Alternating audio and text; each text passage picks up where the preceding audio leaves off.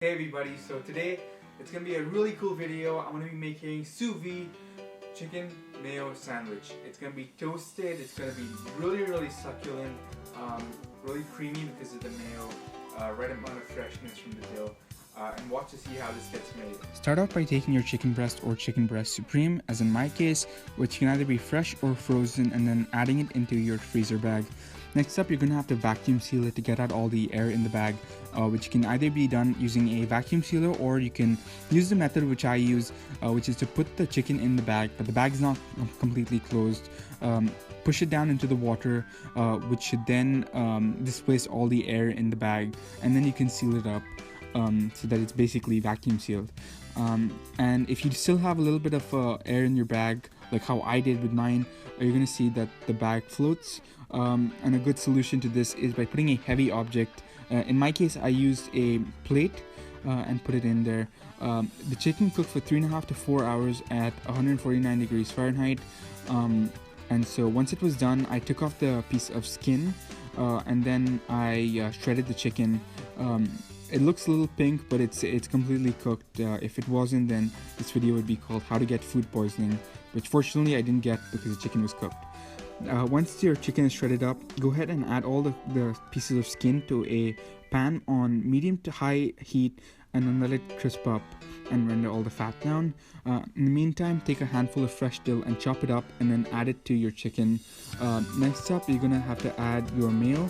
This is optional, but I think it really makes a good difference, and you can add less. I used a 1/4 cup of mayo.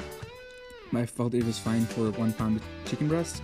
But next up, I added some seasoning in the form of salt and pepper. Remember to keep tasting as you go, because you can always add more, but you can't add less. And then once it's done, it should look like roughly like mine did, nicely moist, not too mayonnaisey. And then I went ahead and added the mix to 2 pieces of fresh white bread, and then I just made sure that I was pretty generous with this, because nothing sucks more than eating plain bread in a sandwich. I topped it with some crispy chicken skin, and then added some fresh salad for some greenery and for some freshness. Closed the other half of the sandwich and then pressed it down to make sure it stayed. And here you can see the hot chicken fat that's still there, that was rendered from the skin. I added a couple of knobs of butter to it, and then I added the sandwich, and then I smushed it down using my hand. I also petted it, as you can see, almost like it was a stranger's dog. And actually, when it's a stranger's dog, you're not sure if it's going to bite you or not. Fortunately, you need to be careful, and I wasn't bit because it was a sandwich. I turned it over and crisped up the other side. Got a really nice color, and then I cut it in half like this rather than diagonally, because that's what Gordon Ramsay says, and he's amazing, so you should do it this way as well. Once it was done, I plated it up and was ready to tuck in. Here it is, the finished product, the delicious chicken sandwich. The chicken sandwich is ready. It's been toasted up. I'm going to taste it and let you know what I think about this.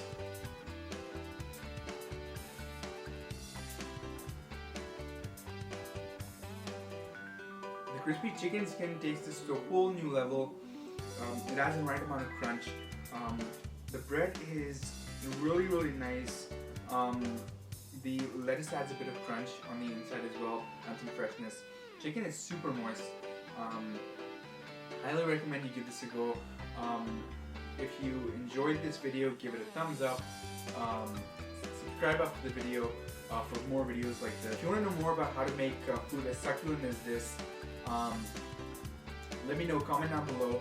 I can talk about sous vide food, because honestly, sous vide food is